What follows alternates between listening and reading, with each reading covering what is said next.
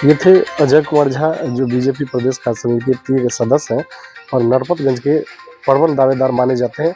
जनता की इससे डिमांड है कि इनको इस बार यहाँ से मौका मिलना चाहिए और चूंकि उम्र का आखिरी पड़ाव है तो इस बार लड़ाई निश्चित तौर पे आर पार की होगी और जो आदमी जहाँ मेहनत करता है तो मजदूरी वहीं मिलनी चाहिए। ये पार्टी को तय करना होगा कि इस बार का जो विधानसभा चुनाव है बहुत आसान नहीं है, कांटे की टक्कर है। अगर गलत प्रत्याशी का चुनाव होता है तो आपके अगल बगल के विधानसभा पर निश्चित तौर पर असर पड़ता है और बीजेपी बात करती है तो जो फॉरवर्ड वोट है या फॉरवर्ड सीट है, शायद बीजेपी को इस पर भी ध्यान देने की ज़रूरत है। अब वोट तो लेते हैं लेकिन सम्मानजनक सीट नहीं देते हैं, समझौता नहीं करते हैं। तो चूंकि इनका एक ये भी चल रहा है, एक सामाजिक संगठन भी है परशुराम परिषद, जिसके राष्ट्रीय संयोजक है, तो निश्चित तौर पे अगर इनके जैसे लोगों को मौका मिलता है तो जो सामाजिक संगठन है या और भी बहुत सारा संगठन है तो निश्चित तौर पे एक प्लेटफॉर्म पे आएगा, इनके लिए चुनाव जीतना आसान होगा। एक बात विचारणीय ये है कि जो आम लोग हैं, गरीब गुरबा है, जिसको राजनीति से कोई मतलब नहीं है, उनका अगर डिमांड होता है कि ऐसे लोगों को प्रत्याशी बनाए तो पार्टी का भी यही फीडबैक होना चाहिए कि ऐसे लोगों को मौका मिले जो आदमी व्यक्तिगत दम पे चुनाव जीत सकता हो। पार्टी का कैडर वोट, अपने वोट और व्यक्तिगत वोट वो होता है जो चाहे वो बीजेपी के हो, आरजेडी के हो, जेडीयू के हो, लोजपा के हो, वो व्यक्तिगत कारणों से वोट करते हैं तो चुनाव जीतना आसान हो जाएगा। हमारा भी ये संदेश है सीधे तौर पे पार्टी को इस बार विचार करना होगा। पिछले बार किंतु परंतु में आपने जो बलि चढ़ाया, आपने जो सिंबल अगर निश्चित तौर पे दूसरी पार्टी का था, अलायंस पार्टनर में आप फाइट कर सकते थे, अपने कैंडिडेट को वहां चुनाव लड़ा सकते थे, लेकिन आपने नहीं लड़ाया, रिजल्ट आपके विपरीत आया। लेकिन इस बार अगर नरपतगंज में यही स्थिति रही तो शायद विरोधी के लिए आसान होगा। और ये विरोधी भी मानते हैं कि अगर ये आते हैं, अजय कुमार झा वहां से आते हैं सिंबल लेके, तो राह इस बार बहुत आसान नहीं होगा और बीजेपी निश्चित तौर पे वहां से चुनाव जीतने का काम करेगी। और अररिया के लिए जो सेफ जोन और सेफ सीट माना जाएगा उसी को कहा जा सकता है। और हमारे साथ अजय कुमार झा जी हैं, जो सीमांचल कंस्ट्रक्शन के कर्ता धर्ता है और बीजेपी के प्रदेश कार्य समिति के सदस्य हैं, पूर्व प्रत्याशी हैं और अभी वर्तमान में नरपतगंज के प्रबल दावेदार हैं। निश्चित तौर पे ये जो दावेदारी होती है वो व्यक्ति खुद से करते हैं, लेकिन यहाँ एक बात विचारणीय है कि जो आम आदमी है, जिसको राजनीति से कोई मतलब नहीं है, उनकी भी ये डिमांड है कि ऐसे लोगों को एक मौका नरपतगंज में मिलना चाहिए। उसका कारण है कि वहां से जो भी विधायक हुए, शायद जनता की जो सेवा होती है वो नहीं कर पाए। जनता को जो आखिरी पंक्ति के जो लोग हैं, उनको जो आगे बढ़ाना, उस पे काम नहीं होके परिवार कैसे आगे बढ़े उस पे काम हुआ। इनके साथ एक प्लस पॉइंट है, जो जनता कहती है कि परिवार को चलाने के लिए, जीविका के लिए निश्चित तौर पे सोर्सेस ऑफ इनकम का दूसरा रास्ता है। तो ऐसे लोग अगर आते हैं तो आम आदमी का विकास होगा और आम आदमी का आज भी अगर कोई दुख सुख की बात होती है तो निश्चित तौर पे ये परिवार कम से कम दुख में खड़ा रहता है। तो ये बहुत बड़ी बात होती है। जो काम एक विधायक और सांसद का होना चाहिए वो अगर पार्टी का एक आम वर्कर करे तो इससे अंदाजा लगाया जा सकता है कि उसकी इच्छा शक्ति क्या हो सकती है। इन्हीं सब मुद्दों पे चर्चा करेंगे। सर, आप 15 में प्रत्याशी थे और आपने 9 का भी चुनाव लड़ा, इंडिपेंडेंट लड़ा और 17,000 के आसपास आप वोट लाए, सम्मानजनक वोट लाए। तो निश्चित तौर पे 17,000 लोग आपके व्यक्तिगत लोग थे। उसके बाद पार्टी ने आपको मौका दिया, 50,000 से ज्यादा वोट लगे, किंतु परंतु में आप चुनाव हार गए और 2020 का चुनाव अलायंस में सीट चला गया। तो क्या 25 में आपकी दावेदारी रहेगी? देखिए, एक बात आपको करेक्ट कर देता हूँ। जी, पहले तो 2009 में मैं जी, भाजपा से बाई इलेक्शन लड़ा था, उपचुनाव। जी, यहाँ के माननीय सांसद प्रदीप कुमार सिंह जी जी, एमएलए थे अररिया से, जी, और वो जो एमपी का टिकट मिला, एमपी बन गए। जी, तो पार्टी ने हमें चुनाव लड़ाई थी 2009 में, जी, और भाजपा से लड़ा था चुनाव। जी, तो 1 साल के बाद बाई इलेक्शन के बाद जो जनरल चुनाव हुआ, जी, तो उसमें पार्टी टिकट काट दी। हमें ये भी नहीं कहा जो कि आपका टिकट क्यों काट रहे हैं। जी, कुछ नेतागण थे जो कि उनसे हमारी बहस हो गई थी, जी, वो प्रतिष्ठा बना लिया, कटवा दिया। तो मैं इंडिपेंडेंट चुनाव लड़ा जी, और अच्छा खासा मैंने वोट लाया यहाँ पर। जी, और 2015 में भाजपा गठबंधन, एनडीए गठबंधन में ये सीट चला गया आपको जो है एलजेपी में, जी, और ये नया परिसीमन में आ गया। जी, तो एलजेपी में आ गया। उसके बाद यहाँ का समीकरण जो नया परिसीमन हुआ बदल गया। जी, अल्पसंख्यक मतदाता का वोट ज्यादा हो गया, 2+ हो गया। और इसका जो है वोट जो इधर जो था, जो एनडीए का, वो वोट लाख जी, सवा लाख के अंदर में था, वो 2 लाख था जो है सो। जी, तो ऐसी स्थिति में जो है, जबकि हमें कुछ वोट अल्पसंख्यक का भी मिला और मिलते रहता है, जी, उसका कई कारण है। जी, तो नहीं हो पाया और 2020 में ये सीट जदयू में चली गई फिर, जी। तो ये हो गया। ऐसे में ये क्षेत्र में मैं अब चुनाव लड़ना भी नहीं चाह रहा था जो है। नरपतगंज के लोगों का डिमांड है कि आप वहां से चुनाव लड़ें, और हाँ, आपका वो गृह विधानसभा भी है। राइट, बहुत अच्छा बात आपने, इसका मतलब क्षेत्र में गया है, जी। आपको खुद को पता होगा। वो मेरा होम विधानसभा क्या है, मेरी जन्म स्थान है नरपतगंज के बरगमा प्रखंड में, सिरसिया कला, और कर्म स्थान अररिया है, लेकिन वो गांव है और एरिया है अपना। जी। तो मैं प्रायः उस क्षेत्र में घूमता हूँ और सबके सुख दुख में जी। मैं जाते रहता हूँ जो है, जी। ठीक है ना। तो मेरे वहाँ के लोगों का कहना है जो कि आप अपने घर से ही चुनाव लड़िए जो है, इसका अपने आम जो कार्यकर्ता लोग हैं, आम नागरिक तक का जो है, जी। आप यहीं से चुनाव लड़े। आपको बहुत पहले बनना था, नहीं हो सका तो आप यहाँ आइए जो है, ठीक है ना। जी। तो बहरहाल क्या है, तो मैंने पार्टी में सब बात रख दी है अपनी।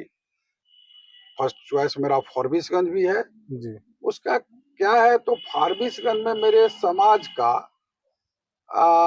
लगभग 30 वर्ष स्वर्गीय सरजुग मिश्रा जी जो है कांग्रेस के थे, जी। एमएलए रहे हैं। 10 साल मायानंद ठाकुर जी जो है जी। भाजपा से एमएलए रहे हैं जी। फॉरबिसगंज में। तो इस वजह से मेरा सब डिवीजन भी पड़ता है वो जी। जो है, ठीक है ना। मेरा काफी घर द्वार भी फॉरबिसगंज में भी है, अपना जी। कारोबार भी, मॉल है, ये है वो है, जी। ठीक है ना। जी। तो वो है, इधर पार्टी को ये लगे कि नहीं अभी जो है कुछ तो अंतर की बात है, जो समीकरण मिलाता है जो अभी वर्तमान है उसका कटेगा तो फिर उसी समाज को। तो मैंने फिर बोला आप नरपतगंज से चुनाव लड़ो, मेरा विधानसभा है जी। और मैं 50,000 से जीत करके ये सीट आपको दूंगा जी। जो है सो। अभी जो आपके विधायक हैं निश्चित तौर पे पार्टी के हैं, लेकिन जो एक विधायक का एम्बिशन होता है, एक रोड मैप होता है, ब्लूप्रिंट होता है, शायद उस पे काम नहीं हुआ, और वहाँ की जो मूलभूत समस्याएं हैं, चाहे वो स्वास्थ्य की हो, शिक्षा की हो, या फिर और भी समस्या सड़क की हो, उस पे काम कहीं नहीं दिख रहा है। देखिए, ये चूंकि मैं दल में हूँ जी। और पार्टी के प्रदेश कार्य समिति सदस्य हूँ, जी। तो पार्टी का एमएलए है, जी। ये तो मैं आपको ऑन द रिकॉर्ड नहीं बता सकता हूँ। जी। विकास की जहां तक बात है, विकास तो जो डबल इंजन की सरकार है जी। बहुत किया है। आपको विकास के नाम पर तो मेरे हिसाब से दूसरे पार्टी को वोट ही नहीं मिलना चाहिए। जी। खास करके मेरे एरिया में आप देखिएगा, अभी 0 माइल से सिलीगुड़ी जाइएगा, जी। बागडोगरा हम लोग 1.5 घंटा में जाते हैं। जी। आप रेलवे लाइन देखिए, गलगलिया, अररिया, अररिया सुपौल, और ये सामने 4 लेन अभी एक्सप्रेस हाईवे गोरखपुर और टू सिलीगुड़ी आज भी अखबार में छपी है जो है जी। सो। उसका हो गया है, अब अधिग्रहण हुआ है। वो नहीं है, बिजली है, स्वास्थ्य सब है। ये थोड़ा सा ये लोग क्या है, मैं बता रहा, आपने हमको कहा एक्चुअल में ऑलरेडी वो रिटायर करके तो फिर आए जो है, पुलिस में जी। थे, रिटायर करके आए, एज भी हो गया है उनका जो जी। है। आदमी क्या चाहता है ना, सरकार का हमको अपने जेबी से मक्के गेहूं बेच के नहीं लगाना है। जी। सरकार बहुत आपको जो है, जी। मतलब साधन है सरकार के पास में। जी। आसकत से अगर किसी क्षेत्र का जी। विकास नहीं हो पा रहा है, जी। तो आम तौर पर ये ठो बात मैं कह सकता हूँ, जी। जो वहां के जनप्रतिनिधि के उदासीनता के चलते जो है जी। विकास नहीं हो पाया, वंचित रहा जो जी। है, ठीक है ना। जी। क्योंकि सरकार के पास में साधन है, जी। उस साधन को आपको मुहैया कराना है जी। पब्लिक को फायदा के लिए जो है, जी। और आपको लोगों से मिलते जुलते रहना पड़ेगा। नरपतगंज विधानसभा में सर क्या चुनौतियां मानते हैं आप? जब जाते हैं लोगों के बीच, तो लोग अपनी समस्या क्या बताते हैं सबसे ज्यादा? नहीं, समस्या तो देखिए, अब तो जैसे स्वास्थ्य में तो काफी प्रगति हो रही है। जी। परसों भी माननीय स्वास्थ्य मंत्री आए थे। जितना बात अभी ऑन गोइंग में है, जी। हो जाएगा तो उसका समाधान हो जाएगा था, जी। लेकिन हो जाएगा। आने वाले समय शिक्षा, में इसका समाधान जी, हो जाएगा। समाधान हो जाएगा। इसमें हम लोग चूंकि जब जाने वो डाटा जो पेश कर रहे थे, डीएम साहब भी थे, सिविल सर्जन थे, तो लगभग पंचायत स्तर पर जी। उसका योजना है, करने का शुरू भी काम है जो है, ये हो जाएगा आपको जो जी। है। हम लोगों और की सहयोग और मेन जो आपका देखिए, लोगों का पलायन का तो मुद्दा है ही है, जी, बेरोजगारी का। ये पूरे इस बिहार की जिला में, समस्या है। ये बिहार के, ये जिला में कम से कम जो है बाढ़ से मतलब जो है पीड़ित रहता है, कोसी से प्रभावित है आपको। तो इसका समाधान होना चाहिए। इसका समाधान होना चाहिए। समाधान के लिए सरकार जो है, केंद्र सरकार ने मतलब जो है 11,000 करोड़ का जी कोसी मेची नदी जोड़ योजना को स्वीकृत कर दिया है। जी, तो समय लगेगा एक दो साल और वो हो जाएगा आपको। आने वाले समय में इसका हो समाधान हो जाएगा। जाएगा। यहाँ उद्योग धंधा का जरूरत है, जी, ठीक है ना, उस पे काम करने की जरूरत उसमें बहुत जरूरत है। जैसे मक्का का यहाँ पर हब है। है। जी पहले मेरे यहाँ जूट का खेती होता था, मनी क्रॉप का खेती। जी अभी क्या हुआ, लोग उसमें बहुत घाटा होता था किसान को। जी अब क्या हुआ, तो आज 10 साल से आपको मक्का जो है वो इतना होने लगा है, और हमारा जिला हमको लगता है कमिश्नरी में सबसे टॉप होगा, लेकिन उसको उचित रेट नहीं मिल पाता है। जी। मैं सरकार से आप लोगों के माध्यम से भी मांग करूंगा, जी जो उसका एमएसपी लागू हो, जी और उसका फैक्ट्री अगर स्टार्च फैक्ट्री लग जाता है जी, तो किसान को समझिए जो है बहुत बढ़िया बात हो जाएगा, मतलब बेरोजगारी भी काफी हद तक दूर हो काफी हद जाएगी। तक दूर हो जाएगा। हम लोगों की सहयोग और शुभकामनाएं आपके साथ है। पार्टी आपको सिंबल देती है नरपतगंज से, और जनता आशीर्वाद दे के विधानसभा भेजती है। तो चुनाव जीतने के बाद आपकी पहली प्राथमिकता क्या होगी? देखिए, मेरी पहली प्राथमिकता तो होगा, सबसे पहले जो किसान के हित में काम हो, जी उसका फैक्ट्री लगे, उसके बाद बेरोजगारी जो है जी दूर कैसे हो, जी ठीक है ना, इस पर मेरा रहेगा। मेरे पास में कार्य योजना है वो सब, जी जो कैसे दूर हो सकती है। सरकारी नौकरी तो नहीं दे सकता हूँ, जी। लेकिन आपको कुछ ऐसे कंस्ट्रक्टिव काम करके जो है हम बहुत हद तक उसका समाधान कर सकते हैं, जिसका हमें तजुर्बा भी है। चलिए, अजय कुमार झा जी, हमसे बात करने के लिए बहुत बहुत धन्यवाद। आप लोग जो है नरपतगंज विधानसभा क्षेत्र से आते हैं। जी, आपके विधायक जी कौन हुए? जयप्रकाश यादव। क्या उनके कार्यकाल से आप लोग खुश हैं? अभी खुश में है। जी, क्यों? क्षेत्र का दौरा भी नहीं करते हैं, जिसमें कोई काम जो है किया नहीं है। अगर उसको टिकट देगा तो इस बार लीड कर देगा। जी, अच्छा, तो- अभी जो विधानसभा का चुनाव होना 2025 का, किन मुद्दों को लेकर के आप लोग वोट करेंगे और किस तरह का कैंडिडेट होना चाहिए आपका? कैंडिडेट होना चाहिए, मान लीजिए जो काम करे, जो विकास करे, जो हर एक आदमी के पास जाए, वही न हुआ।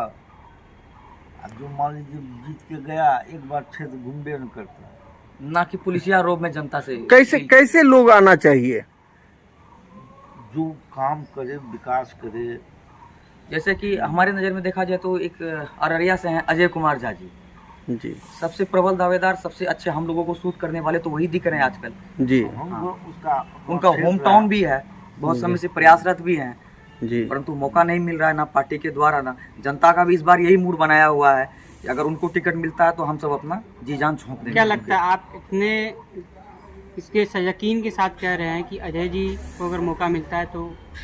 हाँ, क्योंकि इसलिए इतने यकीन के साथ कह रहे हैं कि उनको हम लोग बचपन से जान रहे हैं, ठीक है। वो एक अच्छे कॉन्ट्रैक्टर भी यहाँ से रहे हैं, एक अच्छे सामाजिक लोग भी, और उनका फैमिली बैकग्राउंड भी जो है यहाँ के पॉलिटिक्स से जुड़ा हुआ है, नरपतगंज के पॉलिटिक्स से जुड़ा हुआ है। उनके चाचा जी थे स्वर्गीय श्रीदेव झा जी, जिनका कि कुछ दिन पहले मूर्ति अनावरण हुआ है। हम लोगों ने देखा उनका जिस हिसाब से है, उनका अप्रोच कहा जाए पब्लिक के प्रति। एक छोटा सा कार्यक्रम करने पे 10,000 लोग जुट गए थे उनके यहाँ पे, और सभी को उतना ही सम्मान मिला जितना एक मिनिस्टर को मिला।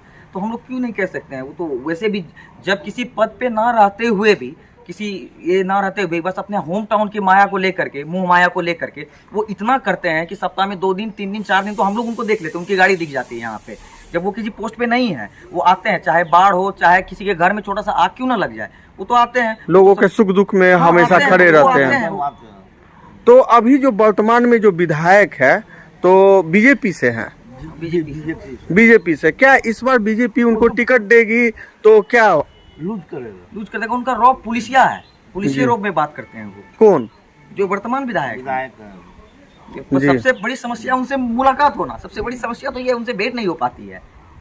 उनके घर पे जाइए, घूम के चले आइए आप। जी, विधायक अभी जी का अभी है। इलेक्शन का टाइम है तो क्या उनका दर्शन होता है? हाँ, इलेक्शन के टाइम में तो दर्शन हो गई है ना, बस हाँ, उस- लेकिन फेसबुक पे दिखते हैं ज्यादा, फेसबुक पे ज्यादा दिखते हैं। जी, मतलब कि जमीनी नेता कम, हाँ, फेसबुक फेसबुक किया नेता ज्यादा। फेसबुक पे दिखते हैं, जमीन से ज्यादा फेसबुक पे दिखते हैं वो।